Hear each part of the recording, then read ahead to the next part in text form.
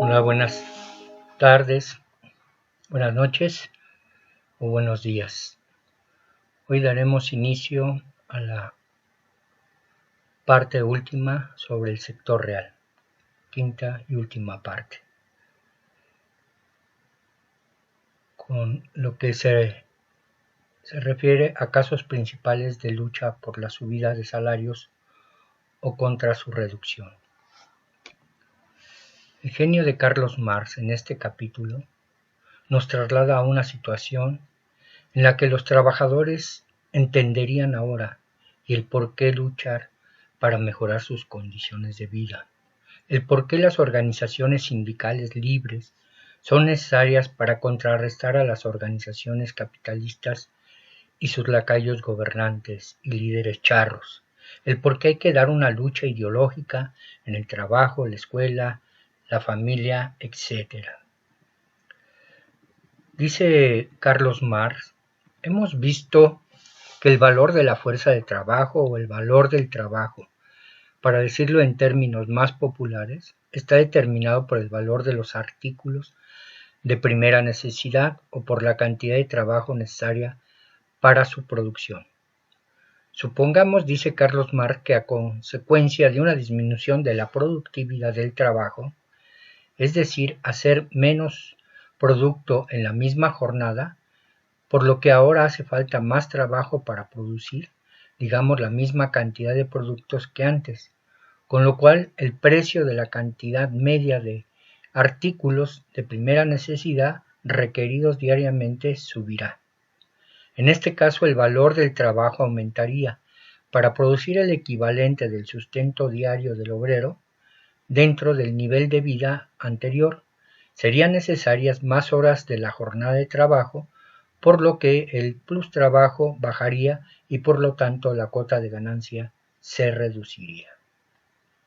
El obrero, que en estas condiciones pidiese un aumento de salario, se limitaría a exigir que se le abonase el valor incrementado de su trabajo, ni más ni menos que como cualquier otro vendedor de una mercancía, que cuando aumenta el costo de producción de esta, procura que se le pague el valor incrementado, y si los salarios no suben o no suben en la proporción suficiente para compensar la subida en los valores de los artículos de primera necesidad, el precio del trabajo descenderá por debajo del valor del trabajo y el nivel de vida del obrero empeorará, como se vio durante el periodo neoliberal. Pero también puede operarse un cambio en sentido contrario. Al elevarse la productividad del trabajo, puede ocurrir que la misma cantidad de artículos de primera necesidad consumidos por término medio en un día baje de 140 a 100 pesos, o que en vez de 4 horas de la jornada de trabajo basten 2 de la jornada para producir el equivalente del valor de los artículos de primera necesidad consumidos en un día.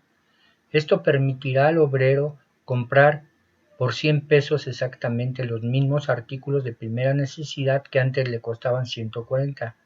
En realidad disminuiría el valor del trabajo, pero aún con este valor mermado el obrero dispondría de la misma cantidad de mercancías que antes.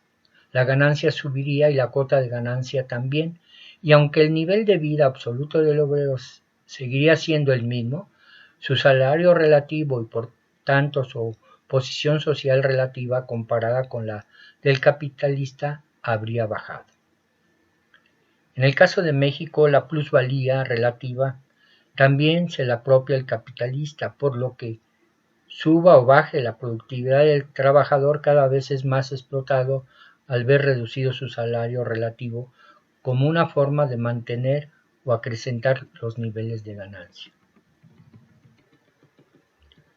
Oponiéndose a esta rebaja de su salario relativo, el obrero no habría más que luchar por obtener una parte en las fuerzas productivas incrementadas de su propio trabajo y mantener su antigua posición relativa en la escala social.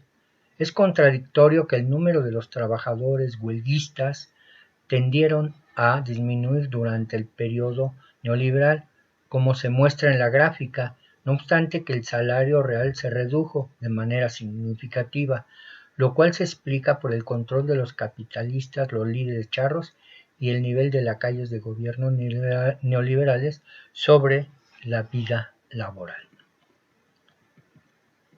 Ahora pasaremos a ver los cambios en el valor del dinero.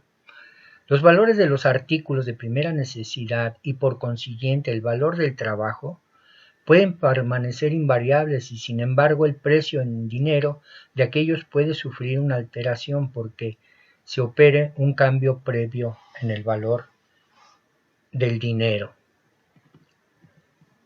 Con el descubrimiento de yacimientos más abundantes de oro, etc., por ejemplo, 2 onzas de oro no supondrían más trabajo del que antes exigía la producción de 1 onza.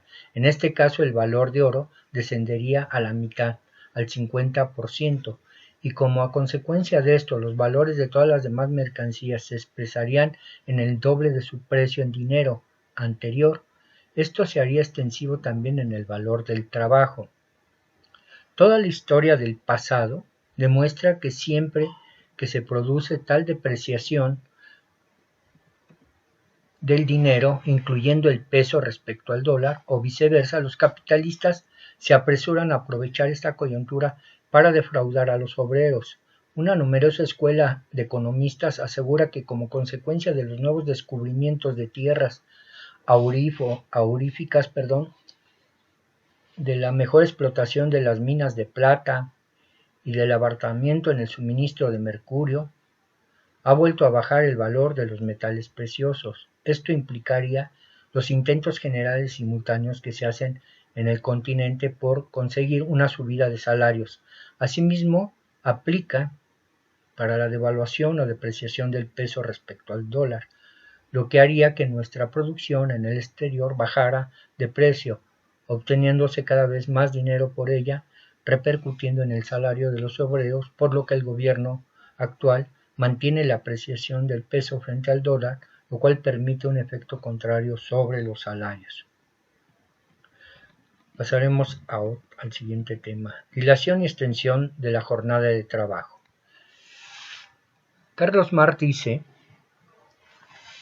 hasta aquí, que hemos partido del supuesto de que la jornada de trabajo tiene límites dados, pero en realidad la jornada de trabajo no tiene, por sí misma, límites. El capital tiende constantemente a dilatar hasta el máximo de su duración física posible, ya que en la misma proporción aumenta el plus trabajo y por tanto la ganancia de él se deriva. Actualmente el capitalista, además de extender la jornada de trabajo con la caída de los salarios reales, orilla que se incorpore la familia, es decir, el abuelo y la abuela como cerillitos sin sueldo en las grandes cadenas comerciales, la esposa e hijos en el comercio informal y hasta los menores de edad vendiendo chicles, mazapanes en las calles o el transporte colectivo, imperando una explotación brutal o aún más a emigrar de sus lugares de origen en condiciones precarias e inciertas. Al vender su fuerza de trabajo, como no se tiene más remedio dentro del sistema actual, el obrero cede al capitalista el derecho a usar su fuerza de trabajo, pero dentro de ciertos límites razonables. Vende su fuerza de trabajo para conservarla, salvo su natural desgaste, pero no para destruirla, y como la vende por su valor diario o semanal, se sobreentiende que en un día o en una semana no ha de someterse su fuerza de trabajo a un uso o desgaste de 2 días o 2 semanas. Ahora bien, una diferencia entre el obrero y la máquina no se agota exactamente en la misma proporción en que se usa. El hombre agota en una proporción mayor de la que podría suponer a base del simple aumento numérico de trabajo. Al esforzarse por reducir la jornada de trabajo a su antigua duración razonable o ahí donde no puede arrancar una fijación legal de la jornada normal de trabajo por contrarrestar el trabajo excesivo mediante una subida de salarios, su vida que no basta con lo que estén en proporción con el tiempo adicional que se les extrae, sino que debe de estar en una proporción mayor. Los obreros no hacen más que cumplir con un deber para consigo mismos y para su familia. Se limitan a refrenar las usurpaciones tiránicas del capital. El tiempo es el espacio en que se desarrolla el hombre. El hombre que no dispone de ningún tiempo libre, cuya vida, prescindiendo de las interrupciones puramente físicas del sueño, la comida, está toda ella absorbida por su trabajo para el capitalista, es menos todavía que una bestia de carga, físicamente destrozado y espiritualmente embrutecido, es una simple máquina para producir riqueza ajena, y sin embargo, toda la historia de la moderna industria demuestra que el capital, si no se le pone un freno, labora siempre implacablemente y sin miramientos por reducir a toda la clase obrera a este nivel del más bajo o baja degradación. El capitalista alargando la jornada de trabajo puede abonar salarios más altos y disminuir, sin embargo, el valor del trabajo. Si la subida de los salarios no corresponde a la mayor cantidad de trabajo explotado y al más rápido agotamiento de las fuerzas de trabajo que lleva consigo, y esto puede recurrir también de otro modo. Los generadores de estadísticas burgueses, aún todavía instalados en el INEGI, Banco de México, Hacienda, organismos empresariales neoliberales e investigadores orgánicos, por ejemplo, dirían que los ingresos, no el salario medio de las familias que trabajan en las fábricas, maquiladoras, en la calle, etc., han subido, pero olvidan que ahora, en vez de ser el hombre solo, el cabeza de familia, son también su mujer y tal vez 3 o 4 hijos y 5 o 6 nietos, lo que se ven lanzados, como dice Marx, bajo las ruedas del enorme carro del capital, y que la subida de los salarios totales no corresponde a la del plus trabajo total arrancado a la familia. Esto demuestra la vigencia del marxismo, la utilización de su método científico dialéctico histórico y su metodología de análisis. No obstante, hoy el gobierno de la 4T está haciendo un esfuerzo por aumentar los salarios reales de la clase obrera, sin que los líderes charros sindicales muevan un dedo por la defensa de los derechos laborales de sus agremiados. En ese sentido, la clase obrera debe de despojarse de estos líderes charriles, como ahora lo están haciendo los trabajadores de la industria automotriz, y espero también lo hagan los trabajadores de Pemex, aprovechando la reforma laboral e iniciativas del Ejecutivo al Legislativo, eliminando los trabajos terciarios o outsourcing, democratizar la vida sindical, la creación de los programas sociales que apoyen el ingreso familiar, con las becas, los apoyos a madres solteras, las pensiones a adultos mayores de 65 años, las pensiones a discapacitados, entre otros. Los líderes de la CENTE y del CENTE, y no la base docente, están más preocupados por el control de las plazas como una forma prianista de maiciar a los docentes, tratando con ello de presionar al gobierno federal, cuando en contubernio en sus estados como Michoacán, su gobernador se ha gastado la nómina en financiar a Broso y a Loret mediante la empresa Latinos, pagar los favores recibidos por la delincuencia organizada y pagar sus viajes al extranjero, desviar recursos para actividades de espionaje, por lo que deberían de haber destituido a su gobernador y luchar, si es que tienen realmente la vocación docente, para eliminar los contenidos educativos de formación neoliberal y sustituirlos por contenidos humanistas. Además, es hora de que surjan grupos de maestros que erradiquen el analfabetismo que por más de 100 años no se ha podido resolver. Por su parte, el Instituto Nacional de Educación para Adultos solo ha servido para financiar las campañas de los neoliberales, administrando el analfabetismo junto con el Consejo Nacional de Fomento Educativo, Como se puede ver entonces, los maestros exigen mejores condiciones de vida si no luchan por ello, por mejorar la educación. Solo quedaron con el vicio heredado de los pianistas y del golpeteo para sacar dinero. Este caso, así como de otros líderes charros, están los trabajadores expuestos a que sistemáticamente sean violados sus derechos laborales. Bueno, regresando al tema, aún dentro de una jornada de trabajo con límites fijos como lo rige en toda la industria sujetas a la legislación laboral, puede ser necesaria una subida de salarios, aunque solo sea para mantener el antiguo nivel del pago del valor del trabajo. Mediante el aumento de la intensidad del trabajo puede hacerse que un hombre gaste en una hora tanta fuerza vital como antes gastaba en dos en las industrias sometidas a la legislación laboral. Esto se ha hecho realidad hasta cierto punto, acelerando la marcha de las máquinas y aumentando el número de máquinas que ha de atender un solo individuo.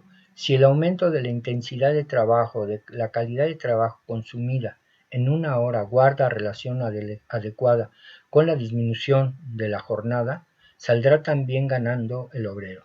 Si se rebasa este límite, perderá por un lado lo que gane por otro. Y ahora también esas 8 horas de trabajo, de que quebrantarán tanto como antes 12. Al contrarrestar esta tendencia del capital mediante la lucha por el alza de los salarios y en la medida correspondiente a la creciente intensidad del trabajo, el obrero no hace más que oponerse a depreciación de su trabajo y a la degradación de su familia. La producción capitalista se muestra a través de determinados ciclos periódicos. Pasa por fases de calma, de animación creciente, de prosperidad, de superproducción, de crisis y de estancamiento. Los precios de las mercancías en el mercado y la cuota de ganancia en este siguen a estas fases, unas descendientes por debajo de su nivel medio y otras veces lo rebasan.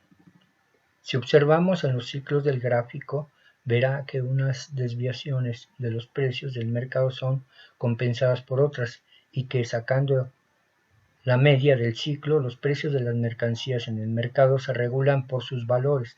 Pues bien, durante la fase de baja de los precios en el mercado y durante las fases de crisis, estancamiento, el obrero, si es que no se ve arrojado a la calle, puede estar seguro de ver rebajado su salario.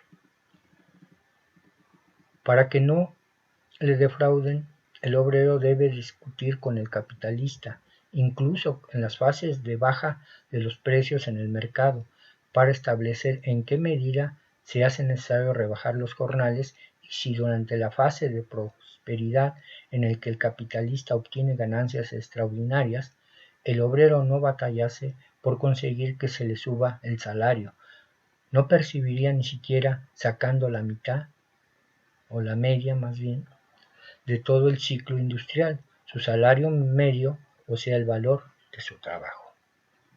Sería el colmo de la locura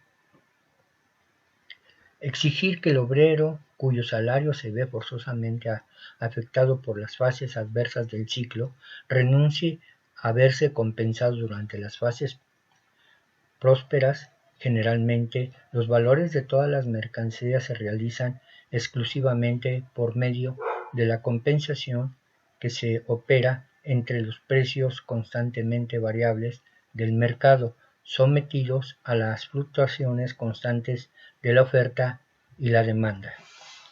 Dentro del sistema actual, el trabajo solo es una mercancía, como otra cualquiera.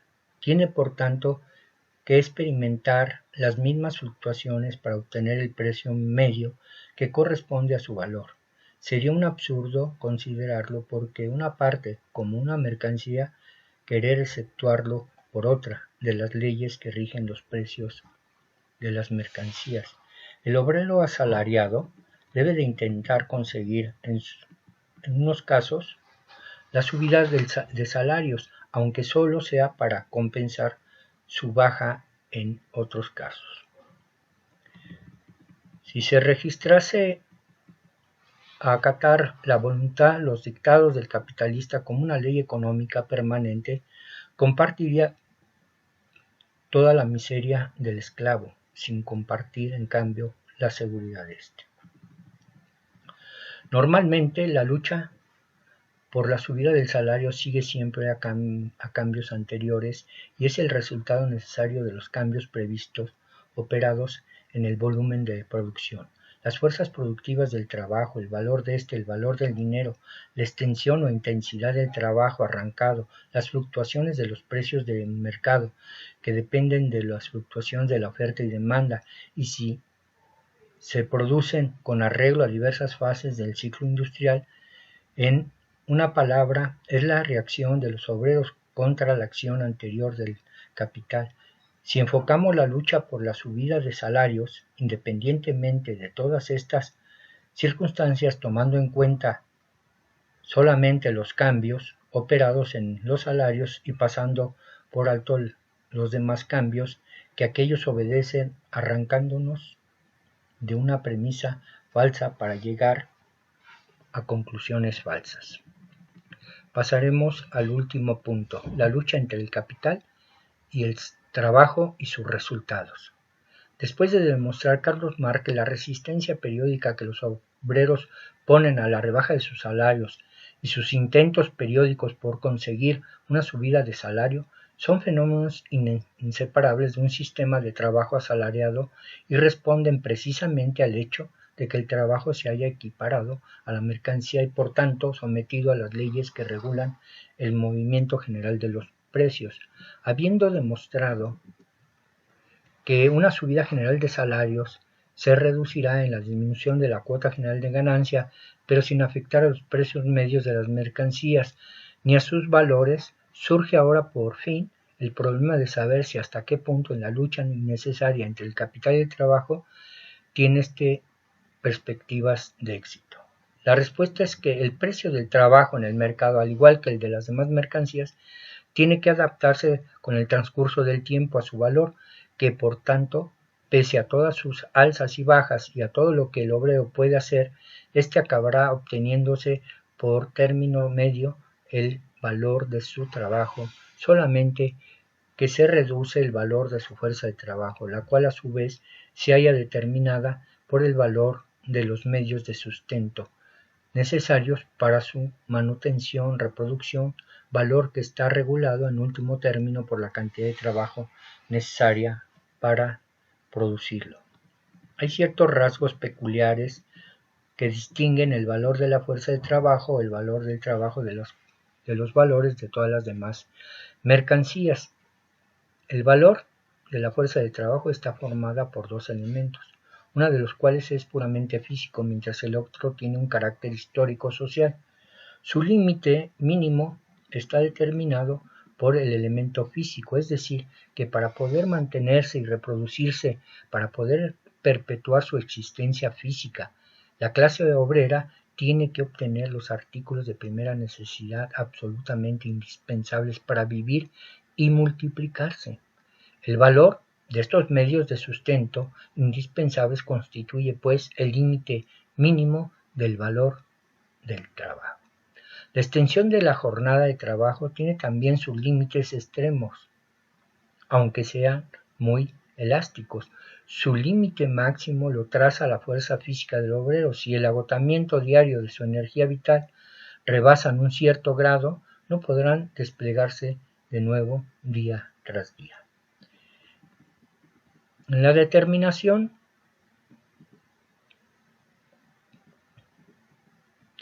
del valor del trabajo entra el nivel de vida tradicional en cada país. No se trata solamente de la vida física, sino de la satisfacción de ciertas necesidades que brotan de las condiciones sociales que viven y se educan los hombres. Este elemento histórico-social que entra en el valor del trabajo puede dilatarse o contrarrestarse e incluso extinguirse del todo, de tal modo que solo quede en pie el límite físico. Una comparación similar de las cuotas de ganancia en el mercado demostraría que no habría solamente estas, sino también cuotas medias. Ahora bien, por lo que se refiere a la ganancia, no existe ninguna ley que le trace un mínimo. No puede decirse cuál es el límite extremo de su baja o por qué no puede establecerse este límite. Porque si podemos fijar lo del salario mínimo, no podemos en cambio fijar el salario máximo. Lo único que podemos decir es que, dado los límites de la jornada de trabajo, el máximo de ganancia corresponde al mínimo físico del salario y que, partiendo de salarios dados, el máximo de ganancia corresponde a la prolongación de la jornada de trabajo, en la medida que sea compatible con las fuerzas físicas del obrero. Por tanto, el máximo de ganancia se haya limitado por el mínimo físico del salario y por el máximo físico de la jornada de trabajo.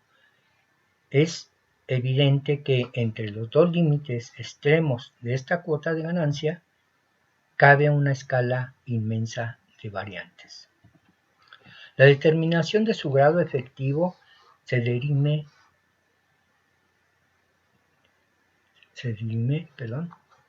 exclusivamente por la lucha incesante entre el capital y el trabajo. El capitalista pugna constantemente por reducir los salarios a su mínimo físico y prolongar la jornada de trabajo hasta su máximo físico, mientras que el obrero presiona constantemente en el sentido contrario.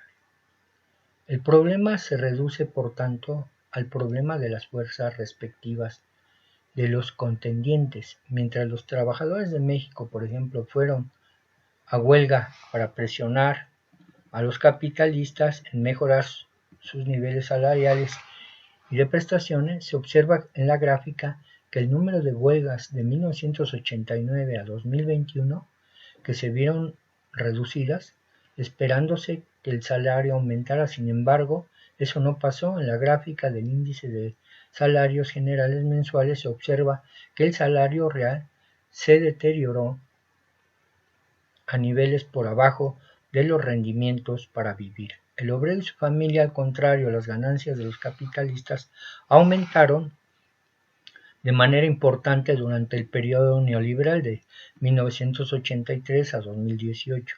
Sin embargo, durante estos 3 años de la 4T se ven avances en el crecimiento del salario real y una disminución en las ganancias de 2019 al 21. En lo que atañe a las limitaciones de la jornada de trabajo en el mundo capitalista, nunca se ha reglamentado si la constante presión de los obreros desde fuera y la ley jamás habría intervenido. En todo caso, este resultado no podría alcanzarse mediante convenios privados entre obreros y capitalistas. Esta necesidad de una acción política general es precisamente la que demuestra que el terreno puramente económico de lucha, el capitalista, es la parte más fuerte. En cuanto a los límites del valor del trabajo, su fijación efectiva depende siempre de la oferta y la demanda, refiriéndose a la demanda de trabajo por parte del capital y a la oferta del trabajo por los obreros. En los países neocoloniales, la ley de la oferta y la demanda favorece a los obreros, de aquí el nivel relativamente alto de los salarios en Estados Unidos. En ese país, haga lo que haga, el capital no puede evitar que el mercado de trabajo esté constantemente desabastecido por la constante transformación de los obreros asalariados en labradores independientes, con fuentes propias de subsistencia para gran parte de la población norteamericana.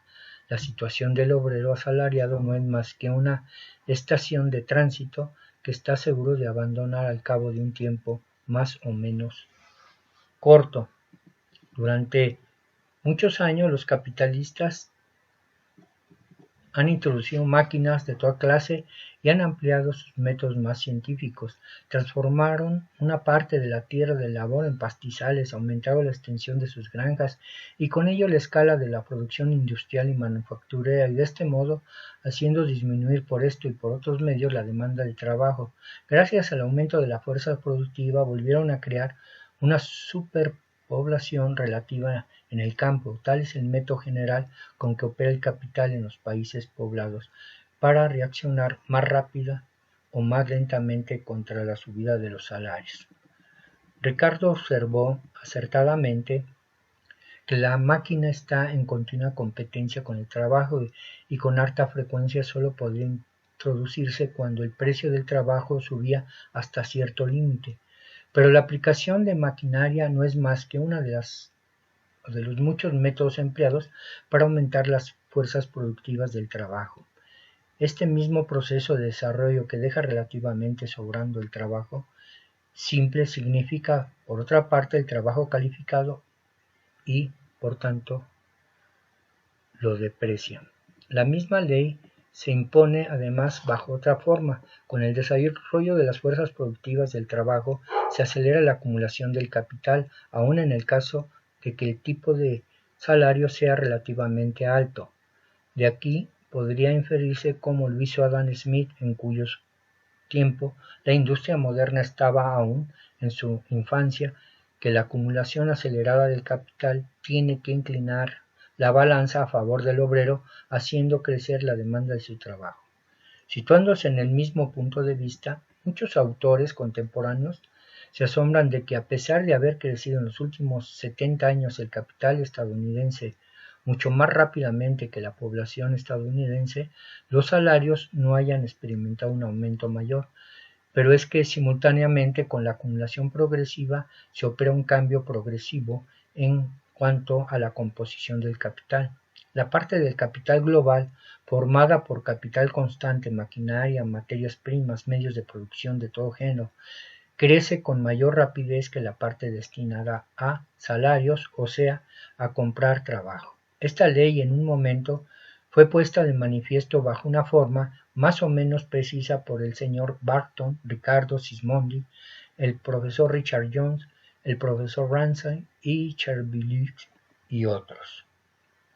Si la proporción entre estos dos elementos del capital era originariamente de 1:1, al desarrollarse la industria será de 5:1 y así sucesivamente. Si de un capital global de 600 se desembolsan para instrumentos, materias primas, etc., 300 y 300 para salario, para que pueda absorber 600 obreros en vez de 300. Basta con doblar el capital global, pero si de un capital de 600 se invierten 500 en maquinaria, materiales, etc., y solamente 100 en salarios, para poder colocar a 600 obreros en vez de 300, este capital tiene que aumentar de 600 a 3600. Por tanto, al desarrollarse la industria, la demanda de trabajo no avanza con el mismo ritmo que la acumulación de capital. Aumenta sin duda, pero aumenta en una proporción constantemente decreciente comparándola con incrementos del capital. Estas pocas indicaciones bastarán para poner de relieve que el propio desarrollo de la industria moderna contribuye por fuerza a inclinar la balanza cada vez más en favor del capitalista y en contra del obrero, y que como consecuencia de esto, la tendencia general de la producción capitalista no es elevar el nivel medio de los salarios, sino por el contrario, hacer bajar o hacer empujar más o menos el valor del trabajo a su límite mínimo. Pero si la tendencia de las cosas dentro de este sistema es tal, quiere esto decir que la clase obrera debe de renunciar a defenderse contra la usurpación del capital y cejar en sus esfuerzos por aprovechar todas las posibilidades que se le ofrezcan para mejorar temporalmente su situación. Si lo hiciese, veríase degradada en una masa uniforme de hombres desgraciados y quebrantados, miserables y pobres sin salvación posible.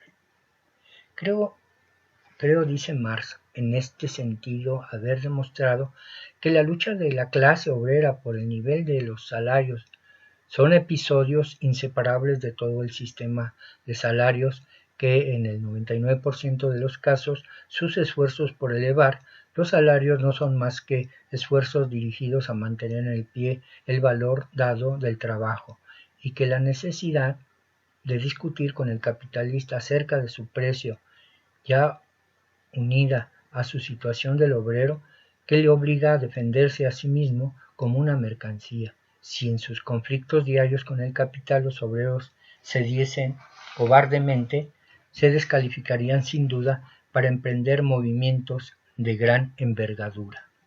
Al mismo tiempo, y aun prescindiendo por completo el esclavizamiento general que entraña el sistema de trabajo asalariado, la clase obrera no debe de exagerar ante sus propios ojos el resultado final de esta lucha diaria. No debe olvidar que lucha contra los efectos, pero no contra las causas de estos efectos, que lo que hace es contener el movimiento descendente, pero no cambiar su dirección, que aplica paliativos, pero que no cura la enfermedad. No debe, por tanto, entregarse por entero a esta inevitable guerra de guerrillas, constantemente provocada por los abusos innecesarios del capital o por las fluctuaciones del mercado. Debe comprender que el sistema actual, aun con todas las miserias que vuelca sobre ella, engendra simultáneamente las contradicciones materiales y las formas sociales necesarias para la reconstrucción económica de la sociedad. En vez del lema conservador de un salario justo por una jornada de trabajo justa, deberá inscribir en su bandera la clase trabajadora esta consigna revolucionaria: abolición del sistema de trabajo asalariado. Marx concluye que 1. Un incremento general del nivel de los salarios traería consigo una baja de la cuota general de ganancia, pero no afectaría en términos generales a los precios de las mercancías. 2. La tendencia general de la producción capitalista no es elevar el nivel medio del salario, sino reducirlo. 3. Y última. Las centrales obreras trabajan bien como centros de resistencia contra la usurpación del capital.